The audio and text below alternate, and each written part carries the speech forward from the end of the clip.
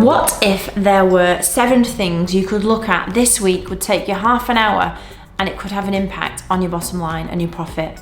This week's episode 220 is for you.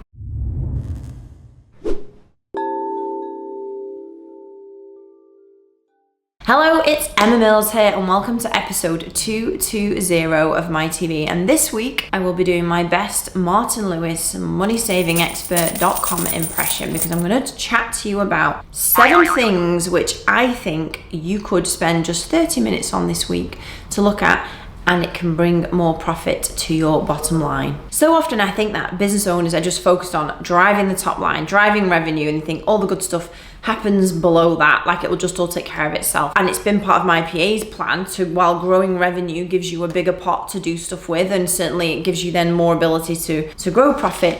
For me, there are 7 other things which I think you could just take a look at this week, see where they're at, and it could have a direct impact on how much profit and how much money is in your business bank account every single week. So, number 1.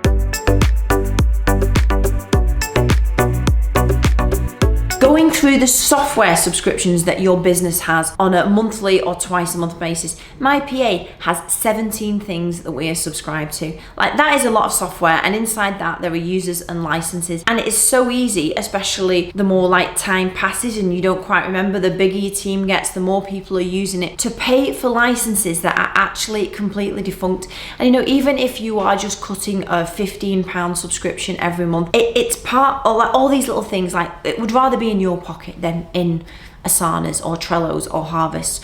Number 1, spend time this month just to go through all of the software subscriptions you have and all of the licenses that are assigned to that. One of our pieces of software is Harvest, and it's where we do all of our time billing.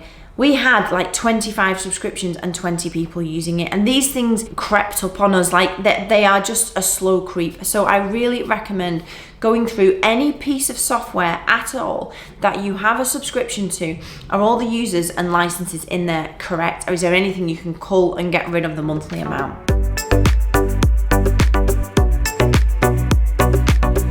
Number 2, email addresses and licenses and domain names. Over the past 15 years, I have got, I think it's 12 domain names that I have accumulated because at the time they seemed like a good idea. So if there is a variation on my social, my social, my concierge, my call, my PA, MYP, like if there is a variation on it, Emma Mills, emmamills.me, I have got a lot of domains building up, and it is really easy with domains, I think, that you collect and they just auto renew with 123reg or GoDaddy. And inside the business with email addresses, now we have a lot of email addresses now because there are a lot of people, but also we've accumulated things over the years that we don't use anymore. We had a vacancies at my PA, which we realized was defunct because now we use recruitment at, and it was just a license it was being paid for every month that was no longer needed. There were people that have left where our IT company hadn't actually closed off the license, so we were still paying for it. There's email addresses we've set up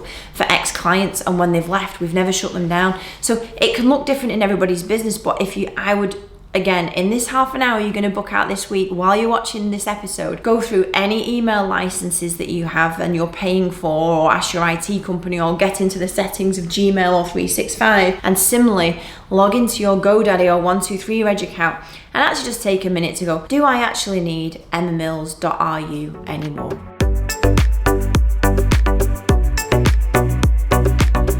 Number 3, any of the software that you are using, can you buy in a yearly package instead of monthly and save money on that? We've made some big savings on things like LastPass, Asana, by Pipedrive, by actually just buying it in a yearly bulk and the money's out and you don't have the monthly recurrences. Are there savings to be made? We've done a similar thing on our business insurances.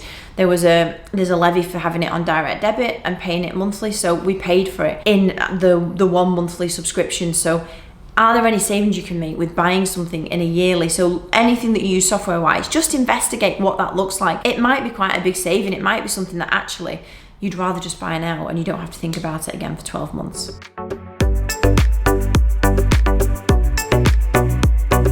Number 4, if you have people in your business or that work with you, VAs, anyone that can or needs to buy things on your behalf or for the business, then Pleo is number one. I can't recommend it enough. So it was Nigel Botterill that recommended it to me, and we had the problem of that we have potentially a lot of people inside MiPA that buy things either for the business or on behalf of clients. So whether it's the weekly Sainsbury's shop, we have a weekly employee award where there's a voucher that's bought, and that changes every week. Loads of stuff. We buy stuff on behalf of our clients, and it was becoming very, very difficult to manage. So you've got lots of people accessing one card, and then so we had the problems of who's bought that, where's the invoice, who's bought that, no it wasn't me, and I had to put an end to it because it was just getting out of control. And the other thing was we used to use a credit card before a charge card, so there was no particular limit on spend like individually on that. If somebody wanted to buy something for £500 or £5, it could happen on this card. Pleo is fantastic for managing spend really, really specifically among anyone in your team. So each person can have their own Pleo card dedicated to them, and it's basically a wallet, so you top it up with money. So every month we do a top up, and that basically covers the budgeted amount of things that we spend across the month. So it also helps us really keep a track on, well, if the money's run out by the middle of March, for example, what has somebody bought that we haven't budgeted for, accounted for, what has happened that we weren't planning. So we top it up with a certain amount of money every month, and then 5 of our team leaders have cards. So we know then that, oh, Alex, you've bought this Sainsbury's shop, and where is the receipt, or you've not uploaded the receipt. And the other great thing about Pleo is it reminds the person whose card it is. If I have made a purchase with Sainsbury's today to do the Sainsbury's shop, and in 3 days I still haven't sent the receipt or attached the receipt in Pleo, it keeps reminding you until the invoice goes in. There is even a snazzy automation that if you connect Pleo into your inbox, it will naturally attach any invoice that relates to the purchase. So not only do you know exactly who has spent on the card, because they've all got their own card, the invoice gets quickly attached to it. It was taking us hours chasing in invoices that hadn't been like forwarded or sent in. And the other great thing is inside Pleo, if I then make a payment to Sainsbury's, I can easily just log into the app and type in to say, this is the shop we did for the staff Christmas party on Friday, or this is a gift to Bex in the office for the award she won. Like, you can put exactly what it's for rather than, and what was that, and what was that. So it allows us to really control down on our spending and budget for it, and it saves time on the invoices and the reasons why that something's been bought, and it just really saves time generally. So Pleo, I'll pop the link below that you should click on if you're interested in getting it. And there is a free version, there is a paid for version, but the free version can save you some big wins straight away. If you have a problem with, or if it's starting to become onerous with time in terms of people buying things in your business, Pleo, definitely look into it now.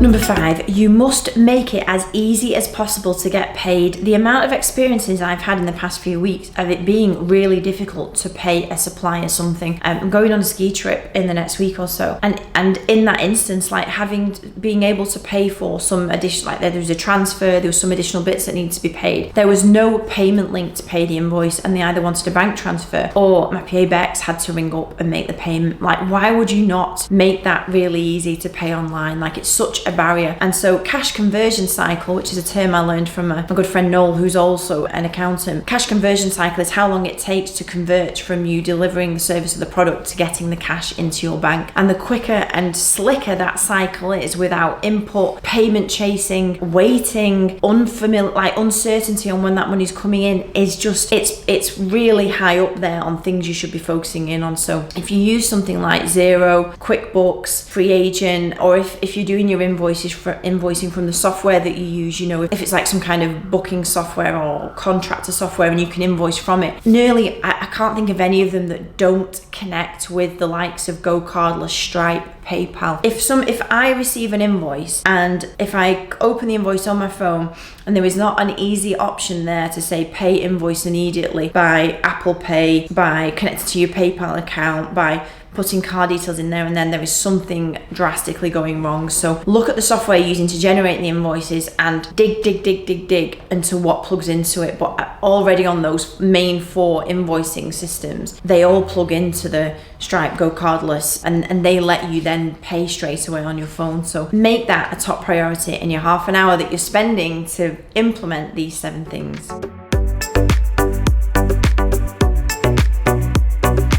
Number 6, make sure that you plan in this year a month when you are going to do a price increase. Do not make the same mistake that I have made over the past 15 years of not putting a price increase on my schedule for the year and letting years pass by and then realizing that actually somebody's been on the same price since 2014 and never ever had a pay increase. So do not make that mistake that I have done. So in my PA now, every year we have it scheduled into the calendar to look at price increases across the different services. And one really great tip of doing this, which I got from my copywriter, Seb, is that I think it's called the Gordon Brown letter. And basically you always give your clients 3 months notice of a price increase coming.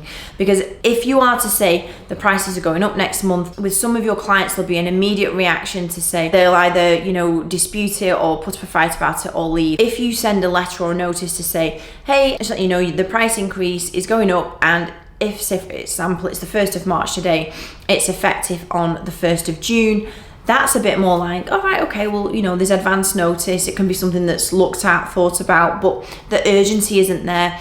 A 3-month notice for price increases is always the way to go. And having that scheduled in every year is so important, because it will bring it to the forefront of your mind to actually look at what for you as well you've had to factor in differently in terms of costs and cost of living and pay increases and pay rises. But people expect a price increase. It's so interesting that I think in the small business world, which we are in, it's such a emotional subject. Think about, but will my clients leave? Will I send, if I send them out a price increase, will they dispute it? Will they go to somebody else? Yet with all of the big corporates that are in our lives, it's just a given that this happens. So, I feel like with Netflix, I've had 3 emails in the past year to say it's going up. In my mind, Netflix was $5.99. The last time I looked, it was $15.99. These things just creep up and happen and you don't think twice about it. But when you're running your own business, I know it's such a big emotional thing to look at. Oh God, what's going to happen if I send out a price increase? At the end of the day,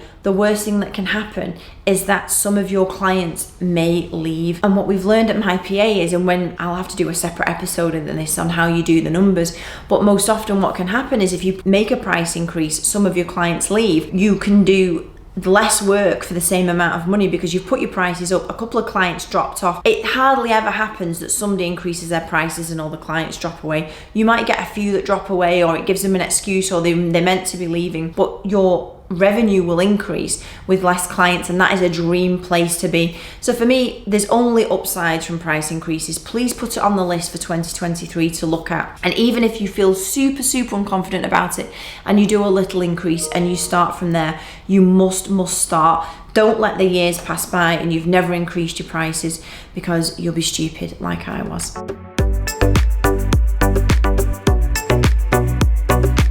And number 7, and my big finale on making an impact on your profit this year: don't give discounts. When I first understood the power of creating a sales campaign or running a sales campaign to my list, the first thing I always went to was, if you sign up by such a date, you get 10% off, or you get this at half price, or you get this deducted. And it came from a place of just wanting to make sales and grow my business. It did not come up from a place of intelligence, of working through the numbers and actually what did that cost to deliver it. If I was I remember I did a call answering campaign back in 2017, and in your first few months it was half price. And I totally get that, and I understand Emma back in 2017 why she did that. I had a very small business. I'm just focused on growing. I'm focused on growing the top line, and discounting seems to be an immediate place where most business owners get to, because it's more simple, it's easy to convey, it's very easy for the prospect to convey the value of I'm getting something for half price. Great. There is a big impact on your business in most businesses, especially if it's a service business and you pay people to deliver it.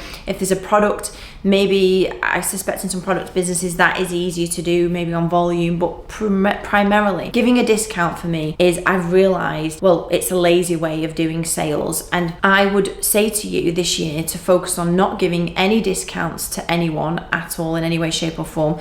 You've created the price for a reason. If you've ever seen the meme of when a client asks for the full job with a discount, and you've got a picture of a beautifully drawn horse at the back and then a cartoon horse at the front. When you've planned your pricing, there is a reason why it costs a certain amount. And the thing that always comes to my head when people say, can I get a discount? Can I do, I almost want to say, what bit of the service do you want me to leave out? Like, you know, there is a reason why like a business functions on the price point that their product is. Like, a business is here to make money, to have enough money to deliver great customer service, to have enough money to create a great culture, to have enough money to have the lifestyle that you want. Like, it is not a bad thing to make profit. So my big finale for you is to think about not discounting for anyone at all this year, but to think about how you can build in more value to what you do, how you can potentially include something that you can discount. So something that didn't exist before that then can become a discountable or an incentive thing, maybe like an onboarding fee, maybe like a VIP option or an upgrade to the service or products that you have, something that didn't exist before that you can then discount and provide value to your customers.